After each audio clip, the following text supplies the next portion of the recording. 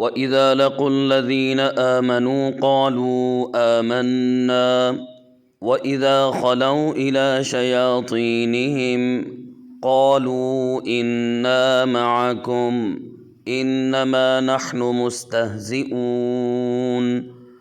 اور جب یہ ایمان والوں سے ملتے ہیں تو کہتے ہیں ہم ایمان لا چکے ہیں، اور جب اپنے شیطانوں کے پاس تنہائی میں جاتے ہیں تو کہتے ہیں کہ ہم تمہارے ساتھ ہیں، ان کے ساتھ تو ہم صرف ہنسی مذاق کرتے ہیں۔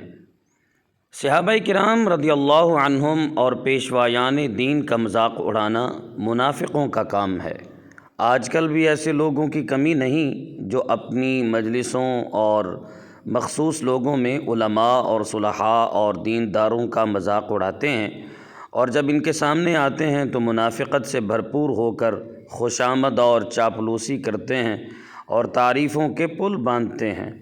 یوں ہی ایسے لوگوں کی بھی کمی نہیں جنہیں مذہب اور مذہبی نام سے نفرت ہے، اور مذہبی حلیہ اور وضاقطہ دیکھ کر ان کی طبیعت خراب ہو جاتی ہے۔ اللہ تعالیٰ ان لوگوں کو ہدایت عطا فرمائے۔ یاد رہے کہ انبیاء کرام علیہم السلام اور دین کا مذاق اڑانا کفر ہے۔